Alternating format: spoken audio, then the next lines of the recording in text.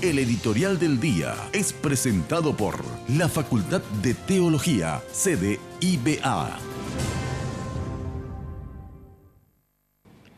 Este domingo celebramos el primer Adviento. Es el cuarto domingo antes de la Nochebuena. Adviento significa venida o llegada. En este tiempo de Adviento, la Iglesia cristiana se prepara a celebrar la Navidad. Se concientiza acerca de la venida del Señor Jesús.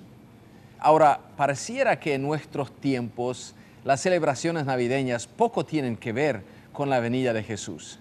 Pareciera que el tiempo de Adviento no es un tiempo de preparación para recibir al Rey, sino un tiempo de tremendo estrés, de mucho trabajo y de muchas luchas y problemas a nivel personal, de familia e inclusive en la sociedad.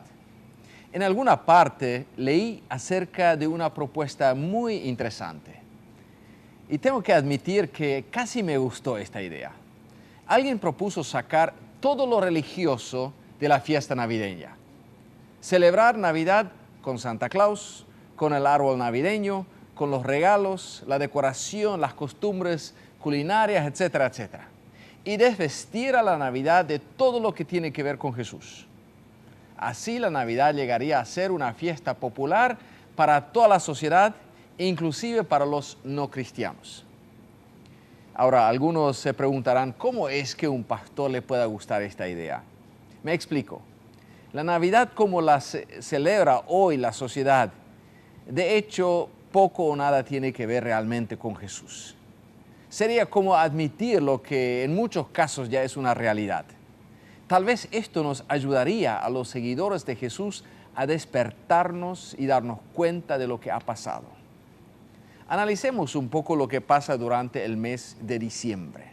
Los shopping, los negocios y las tiendas piensan más en Navidad que la iglesia misma, pero por otra razón.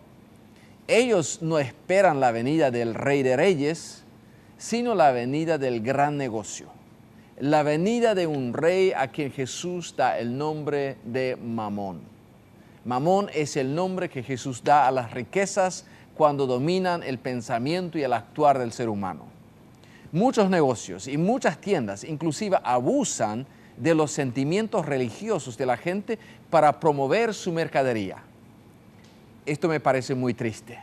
Jugar con los sentimientos religiosos de la gente para lograr que gasten la poca plata de su aguinaldo por cosas que no necesitan es una expresión muy fuerte del materialismo silvestre. Así el mes de diciembre es el mes donde el dinero juega un rol muy importante. Y esto también en la vida de cada persona y familia. Diciembre, como ya dije, un mes de mucho estrés, de presión, de conflictos, de cansancio, de expectativas no satisfechas, etcétera, etcétera. Ahora, la Biblia anuncia la llegada del Rey. No estoy en contra del árbol navideño, ni del pesebre, etcétera. Todo esto es una manera folclórica de expresar nuestros sentimientos religiosos. Pero Adviento significa prepararnos para la venida del Rey. Rey con mayúscula, no cualquier rey. El profeta Zacarías lo anuncia así: alégrate mucho, hija de Sión. Canta de alegría, ciudad de Jerusalén. Mira que tu rey viene a ti justo y victorioso.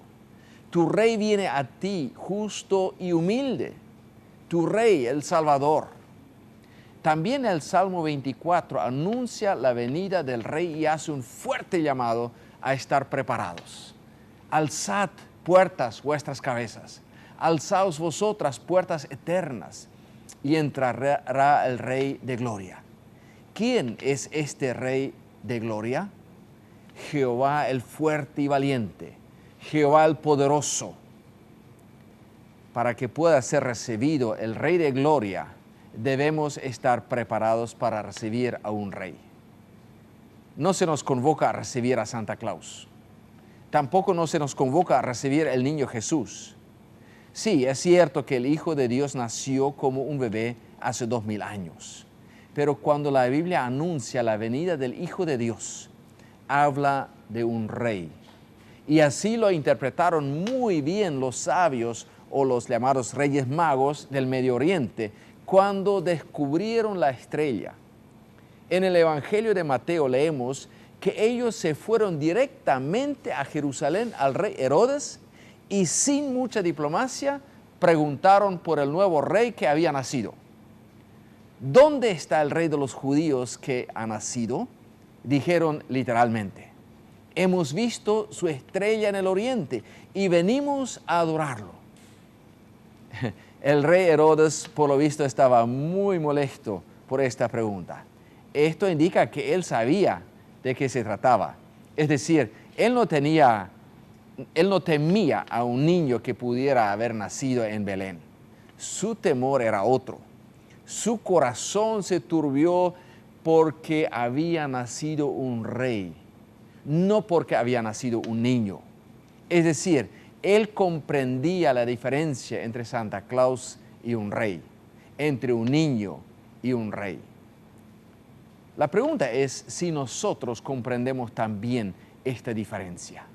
En otras palabras, ¿debería haber una diferencia entre la celebración navideña de un cristiano y de uno que no le siga a Jesús? Una diferencia como lo expresaba aquel eslogan publicitario, tú ya la diferencia. Si no se puede notar una diferencia, es que no conocemos la diferencia entre Santa Claus y el Hijo de Dios como rey. Mi estimado amigo, te invito a celebrar esta Navidad de manera diferente. Esto se puede lograr solamente si ya la preparación se hace de manera diferente. El mes de diciembre puede llegar a ser tu peor mes del año, pero también puede llegar a ser un mes de mucha alegría, de profundos sentimientos de gratitud por tu salvación. Pero ojo, la sociedad no te va a ayudar con esto. Solamente tú y tu familia podrán tomar esta decisión y marcar la diferencia. Yo, por mi parte, decido cada año en diciembre no dejarme llevar por la presión de la sociedad y las maniobras de compras. Yo quiero experimentar una Navidad feliz y por eso necesito resistir lo que son las tendencias y las presiones de parte de la sociedad, de los shopping y demás poderes fácticos. La pregunta finalmente es esta: ¿una Navidad sin Jesús al estilo de lo que mandan Santa Claus y el dios Mamón? ¿O una Navidad con Jesús como Salvador y Rey? Tú decides. El editorial del día fue presentado por la Facultad de Teología, sede IBA.